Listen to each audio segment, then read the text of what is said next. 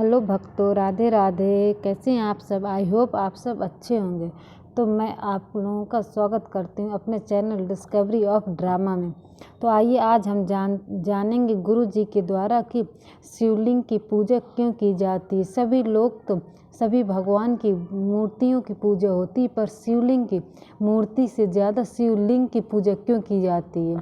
तो आइए जानते हैं। गुरु जी के कहते हैं कि जो इस कथा को मात्र सुनता बस है तो उसके सभी पाप नष्ट हो जाते हैं और मोक्ष की प्राप्ति होती है। तो कथा पूरी ज़रूर सुनिएगा, तभी आपको इसमें समझ में आएगा। तो वीडियो पूरा ज़रूर देखें। धन्यवाद। जिनकी महिमा सुनने मात्र से इसी समय फल की प्राप्ति रहती है, ऐसे भगवान शंकर जी की आप महिमा सुनाओ। विशेष करके हम जानना चाहते हैं कि विश्व में सभी देवताओं की मूर्ति पूजा हम करते हैं, परंतु भगवान शिव की पूजा हम लिंग स्वरूप में क्यों करते हैं? हम सब जानने के लिए उत्सुक हैं। वैर मातृत्व सर्वत्र, वैर का अर्थ होता है मूर्ति, प्रतिमा, आकार। सर्वत्र पूज्यन्ते देवता गणः, देव और देवगणों की पूजा मूर्ति स्वरूप में हम करते हैं। कोई भी देवी की पूजा मूर्ति स्वरूप में, कोई भी देव की पूजा मूर्ति स्वरूप में। परंतु लिंगे वैरेच तथा लिंग स्वरूप में, मूर्ति स्वरूप में सर्वत्र संपूज्य कथम, क्यों? भगवान शिव की पूजा हम मूर्ति स्वरूप में भी करते हैं, भगवान शिव की पूजा हम लिंग स्वरूप में भी करते हैं। कथम, क्यों? उसका हेतु क्या है? सभी विश्व के देवी देवताओं की पूजा मूर्ति स्वरूप में हम करते हैं, परंतु भगवान शिव की पूजा लिंग स्वरूप में और मूर्ति स्वरूप में हम करते हैं। उसका अर्थ समझाइए। सूत पुराण ने कहा, महात्माओं, आपने जो मुझे प्रश्न किया है, ये प्रश्न पुण्य देने वाला है, महाअद्भुत प्रश्न है। लेकिन इस प्रश्न का प्रत्युत्तर मैं नहीं दे सकता। अत्र वक्ता महादेवो, स्वयं भगवान शंकर जी उसका वक्तव्य दे सकता है। लेकिन मेरे सदगुरु भगवान महर्षि वेद व्यास जी ने जो मुझे कहा और मुझे जो याद रहा, मेरी बुद्धि अनुसार आप सभी को मैं कहने का प्रयास करूंगा। लेकिन आपने जो प्रश्न किया है, अहोभाव प्रकट करने वाला प्रश्न है, पुण्य देने वाला प्रश्न है, लेकिन कोई महापुरुष उसका संपूर्ण जवाब नहीं दे सकता। इस सूत पुराण जी ने गाया है, मुनीश्वरः पुण्यं प्रश्नमेतन्महाद्भुतम्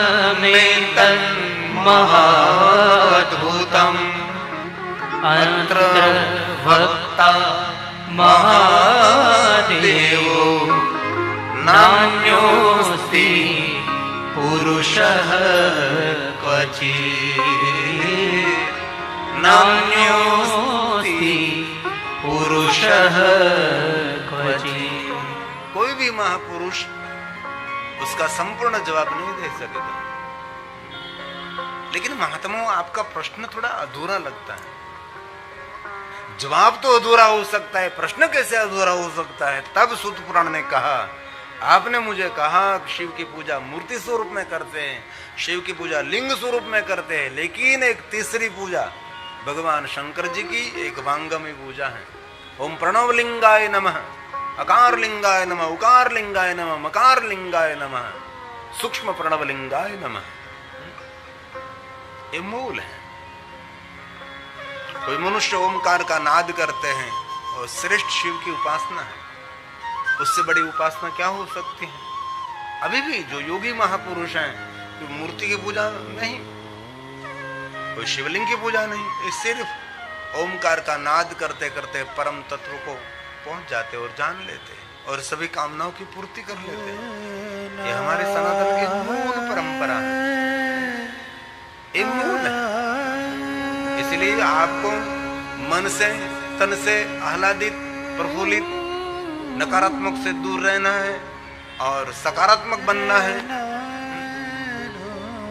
तो रोज कम से कम 20 मिनट, जितना समय हो इतना समय ओमकार का नाद करना चाहिए। अ उ म नाभि से उठता है, ये हमारी मूल परंपरा है। सारे योगी पुरुषों को हमने देखा है, सुबह में ब्रह्म मुहूर्त में उठकर ओमकार का नाद करते हैं। प्राणायाम करना चाहिए, व्यायाम करना चाहिए, ये सब कुछ पहले। ओमकार ये हमारी मूल परंपरा है। ये भगवान शिव का स्तोत्र भी है ना, षडाक्षर स्तोत्र का पहला स्तोत्र। ध्यायन्ति योगिनः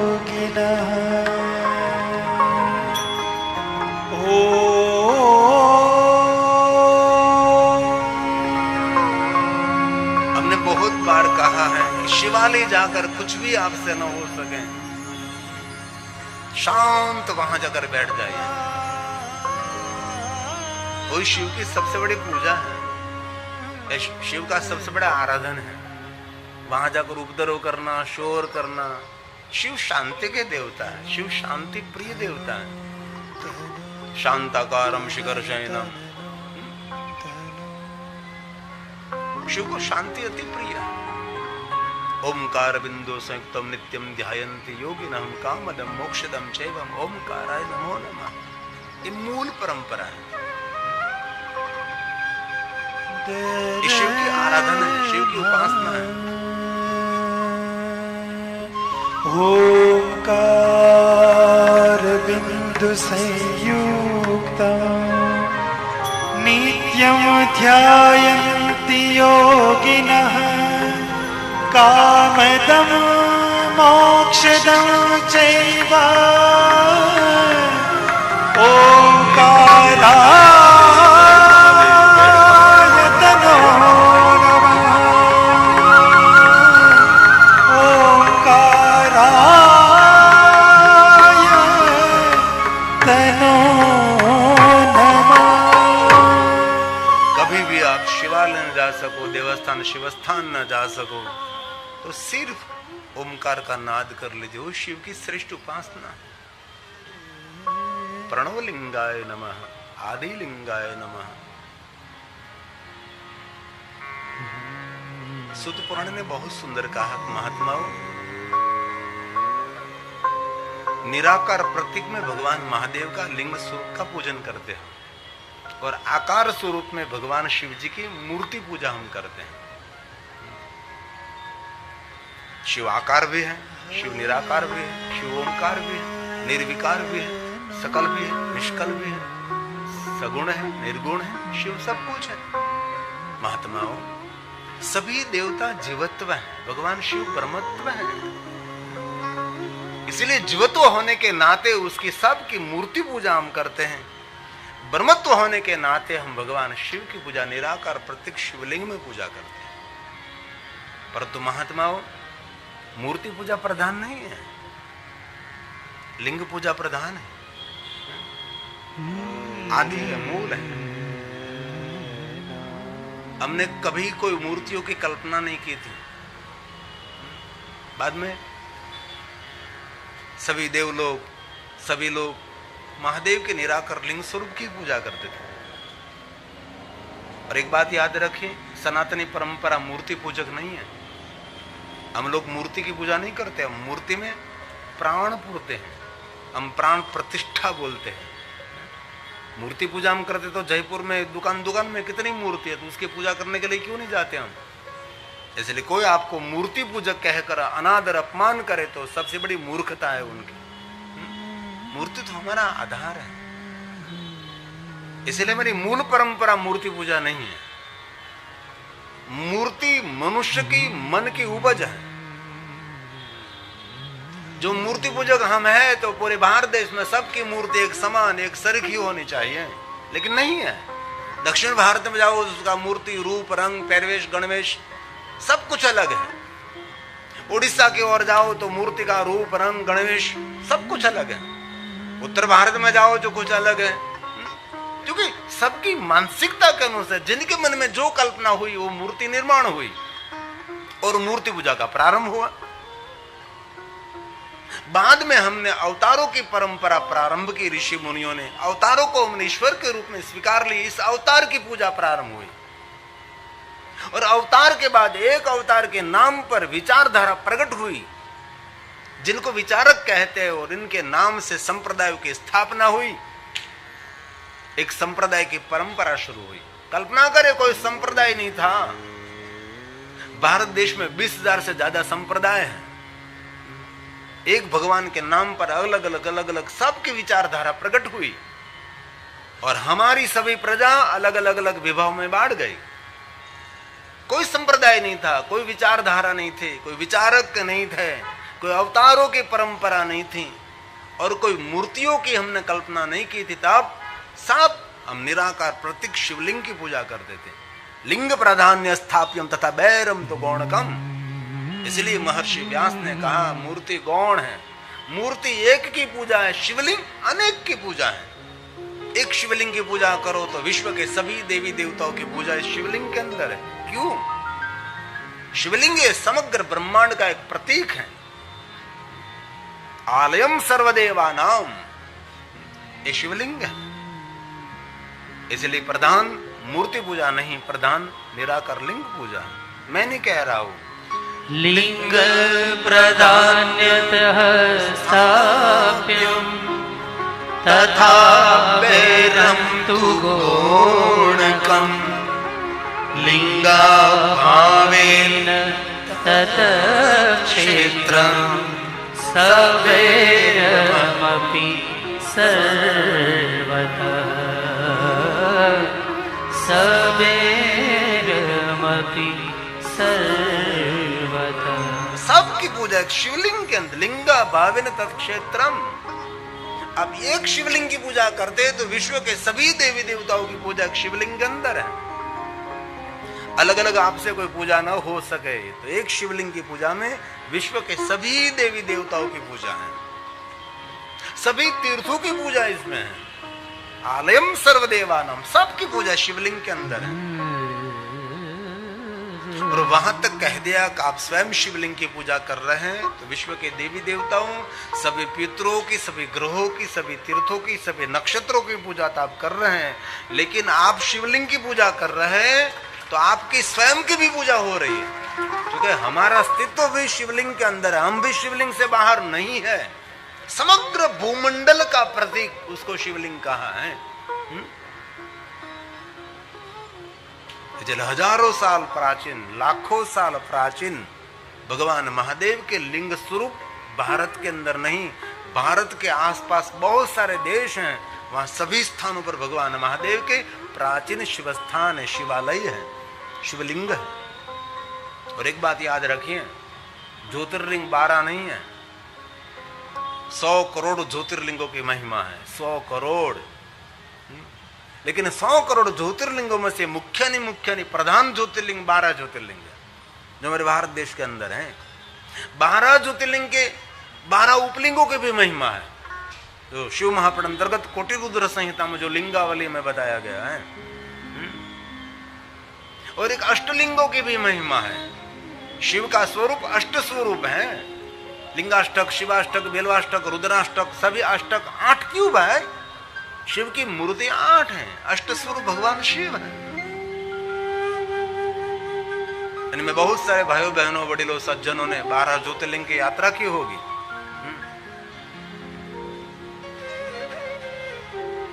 और कुछ आपसे ज्यादा ना हो सके तो कम से कम 12 ज्योतिर्लिंग के नाम कंठस्थ करना चाहिए। और आशा रखता हूं आप सभी को कंठस्थ है, हम साथ में बोल सकते हैं। जहां से मैं आ रहा हूं, सब राष्ट्र सबका राष्ट्र, आपका महाराष्ट्र, हमारा सबका राष्ट्र, सौराष्ट्र सबों का राष्ट्र। वहां पहला ज्योतिर्लिंग विराजमान है। इसलिए आप थोड़ी सी आपकी ध्वनि वायुमंडल में मिश्रित हो जाए, आशावादी बने रहो। इसलिए साथ में गाएंगे, साथ में बोलेंगे। जिनको 12 ज्योतिर्लिंग के नाम कंठस्थ नहीं है, लिप मोमेंट करेंगे, मुझे संतुष्टि हो, ओठ पपड़ा हुआ, खोटू खोटू, मुझे लगेगा वो बोल रहा, अच्छा लग रहा। आइए भाव से, आदर के साथ। सौराष्ट्रे शाबाश सोमनाथं च श्रीशैले मल्लिकार्जुनम् उज्जयिन्या महाकालम् ओंकारं ममलेश्वरम् परल्या वैद्यं नाथं च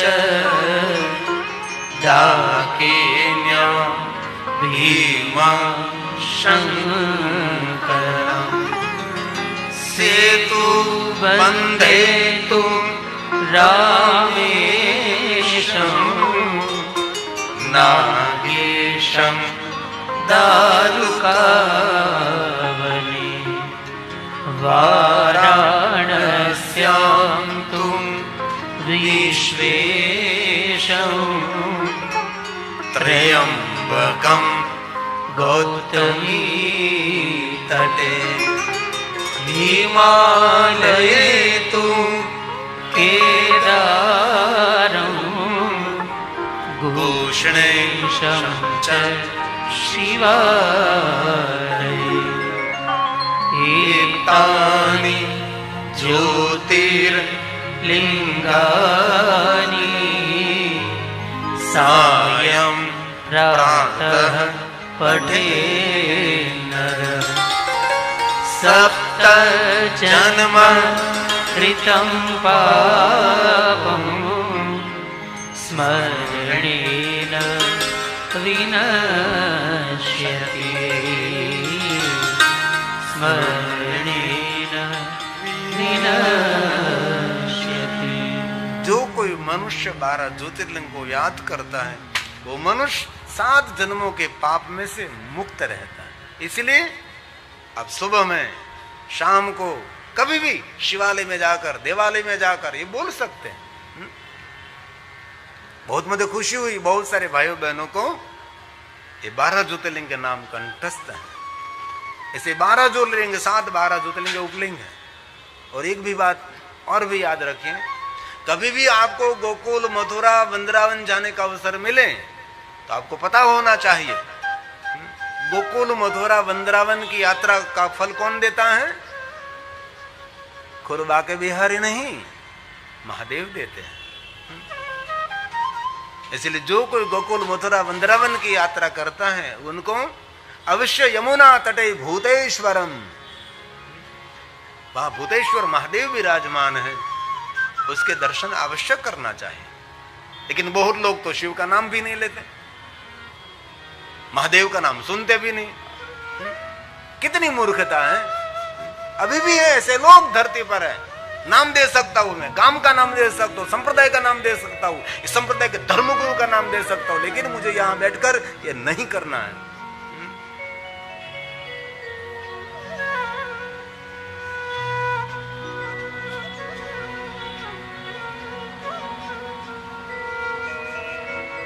वृंदावन में हम शिव महापण कथा गाने के लिए गए थे। हमारा जजमान वैष्णव था, मुंबई का। हमारे डॉक्टर साहब भी कथा में उपस्थित थे। तो वैष्णव था, तो वैष्णव मंदिर में गया। वहां बहुत सुंदर स्थान था, हॉल भी बहुत सुंदर था, रहने की सुंदर सुविधा थी। तो जजमान को बहुत अच्छा लगा कि यहां ही शिव कथा करेंगे। तो कमरे का किराया क्या, हॉल का किराया, सब कुछ फिक्स कर दिया। और बुक कराने के लिए थोड़ा सा प्रसाद एडवांस में देना पड़ता।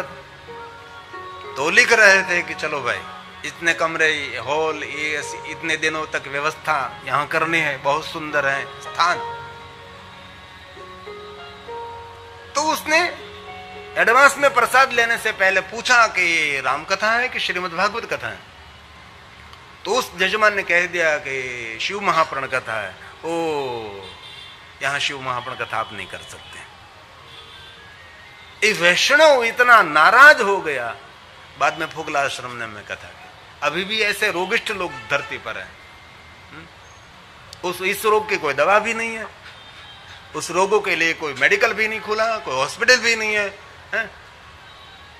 अभी भी ऐसा चल रहा है, लेकिन उसको मालूम होना चाहिए शिव के बिना सब कुछ अधूरा है। इसलिए कभी भी गोकुल मथुरा वृंदावन जाने का अवसर मिले तो यमुना तटे भूतेश्वर महादेव विराजते हैं। और भूतेश्वर महादेव कौन है पता?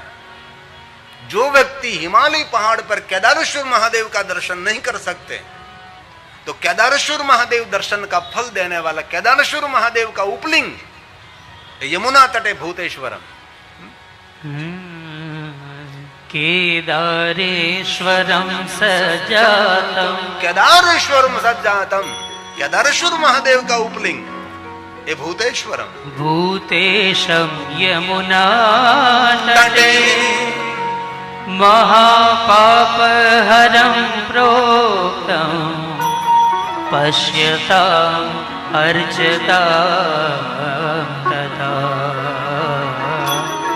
पश्यताम् अर्चतां। इसलिए कभी अवसर मिले भूतेश्वर महादेव के दर्शन करें। और एक बात और, केदारेश्वर महादेव एक नहीं, पंच केदार की महिमा। हमने बहुत बार एक कथा में कहा भी। और जो केदारेश्वर, जो पंच केदार हैं, बहुत लोग कहते हैं 5 पांडवों ने बनाया है, लेकिन वहां के पहाड़ के लोग कहते हैं ये सभी मंदिर देवताओं ने बनाया है। इसमें पंच केदारों की अद्भुत महिमा है, लेकिन कठिन है सभी यात्रा। केदारेश्वर महादेव तो कठिन है, लेकिन गौरव के बात है आज सभी तीर्थ धीरे धीरे डेवलप हो रहे हैं। केदारेश्वर महादेव की यात्रा भी सुलभ बनने जा रही है। लेकिन एक सबसे बड़ी गौरव की बात है, धरती पर सबसे ऊंचाई पर कोई सबसे ऊंचा कोई शिवालय है तो तुंगनाथ महादेव है। धरती पर उससे कोई ऊंचा मंदिर नहीं है, लेकिन सशक्त है वो तुंगनाथ महादेव की यात्रा कर सकता है। उखी मठ से आप जा सकते हैं। हमने बहुत समय पहले उखी मठ में कथा की थी। जो मेरे जजमान को केदारेश्वर में कथा करनी थी, लेकिन वहां 7 दिन रहना उनके लिए ठीक नहीं था, इसीलिए हमने उखी मठ में कथा की। और बहुत पहले हमने 7 दिन केदारेश्वर महादेव के सानिध्य में कथा की थी। और भी 2 यजमान हमारे पास केदारेश्वर महादेव की कथा के लिए हैं। लेकिन अभी धीरे धीरे यात्रा सुलभ हो रही, व्यवस्था हो रही है।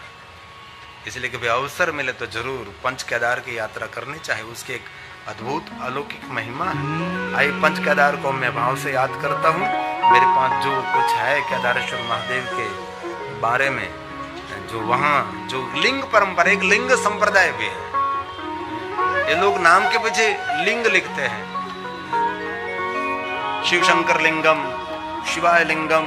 जैसे हम नाम के पीछे कुमार लिखते हैं, भाई लिखते हैं, बहुत कुछ संबोधन लिखते हैं, तो ये लोग नाम के पीछे लिंग लगाते हैं। वहां से बहुत कुछ मुझे शिव जी के बारे में मिला, जो पंच केदार के बारे में है। केदारम मध्यमम तुंगम, ये पंच केदार की एक श्रेष्ठ महिमा है। केदारम मध्यम, जो पंच केदार के एक विशेष महिमा है। तथा रुद्रालयम प्रियम, अभी जो टेलीविजन में देखते हैं ये पंच केदार है। हिमालय पहाड़ में बहुत कम लोग वहां जाते हैं, नहीं बात लोग जाते हैं।